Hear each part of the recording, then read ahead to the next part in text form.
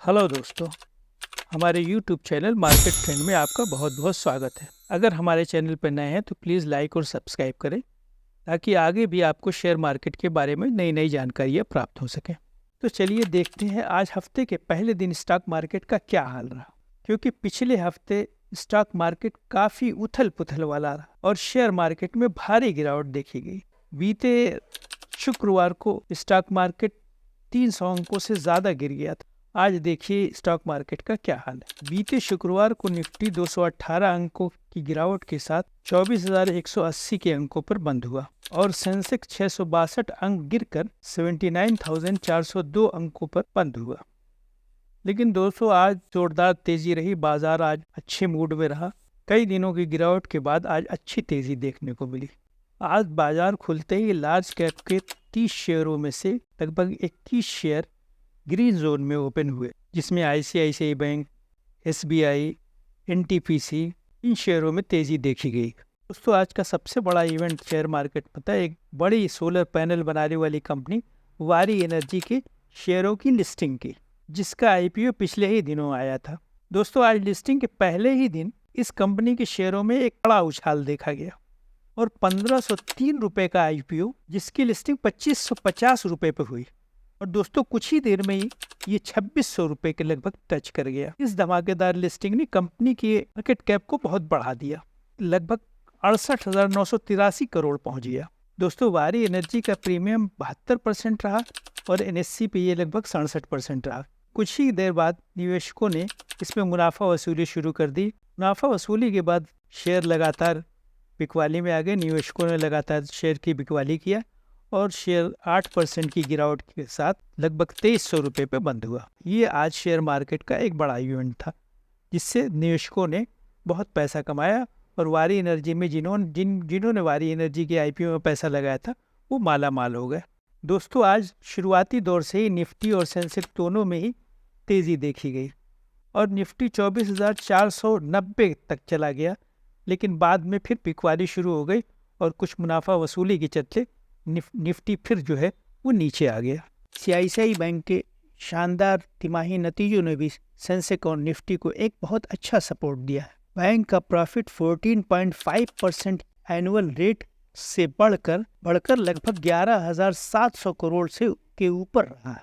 इसलिए बैंक के शेयरों में भी बड़ी तेजी देखी गई है, जो आज लगभग 3% के दर से बढ़ा है।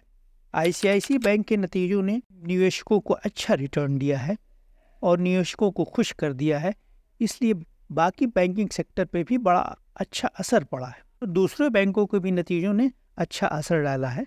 वे इंडसइंड बैंक, पीएनबी है, बंधन बैंक है और बहुत सारे बैंक हैं जिनके नतीजे बहुत अच्छे आए हैं।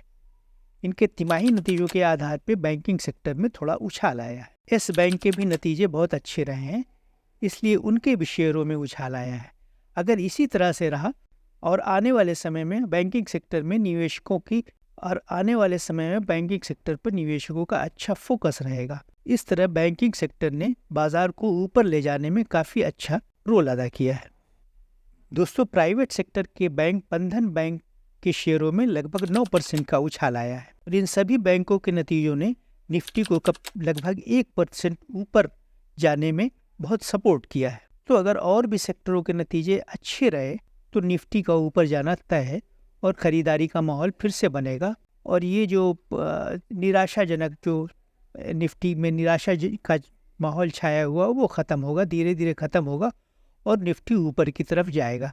लेकिन फिर भी एक्सपर्ट का मानना ये है कि अभी ऐसा माहौल बनना थोड़ा सा मुश्किल है और निफ्टी का सपोर्ट 23,300 या 23,400 तक रहेगा। 23,400 के बाद निफ्टी में बाउंस बैक होगा। ये ऐसा होता है तो 700-800 पॉइंट निफ्टी और नीचे गिरने की उम्मीद है और उसके बाद ही एफआईज फिर से ख़रीदारी शुरू कर देंगे, डीआईज फिर से ख़रीदारी शुरू कर देंगे और फिर से निफ्टी ऊपर जाने के लिए तैयार हो जाएगा। दोस्तों थोड़ा इंतज़ार करना ज़रूरी है और हमको थोड़ा पेशेंस रखना ज़रूरी है ताकि हम उन सपोर्ट लेवल तक पहुंच सकें, ताकि जहाँ से निफ्टी को बाउंस बैक करना है या सेंसेक्स को बाउंस बैक करना है और उसके बाद फिर अपनी ख़रीदारी हम शुरू करें। दोस्तों बैंकिंग सेक्टर के अच्छे तिमाही नतीजों ने उन सभी शेयरों में अच्छी तेज़ी बरकरार है लगभग सभी बैंकों के शेयरों में अच्छा उछाल देखने को मिला है। यहाँ तक कि इस बैंक के शेयरों में भी लगभग 9% का उछाल आया है, क्योंकि उनके भी तिमाही नतीजे बहुत अच्छे रहे हैं। इस तरह से बैंकिंग सेक्टर के सभी शेयरों ने निफ्टी और सेंसेक्स पे बहुत अच्छा प्रभाव डाला है और उनको ऊपर ले जाने में बहुत ज़्यादा मदद किया है। और दोस्तों, मार्केट का सेंटिमेंट भी पॉजिटिव किया है, जिससे फिर से लोगों का विश्वास जागा है और वो इन्वेस्टमेंट की तरफ आकर्षित हुए हैं। दूसरी तरफ दोस्तों, ऑटो सेक्टर ने बहुत निराश किया है। उनके तिमाही नतीजे बहुत खराब रहे हैं।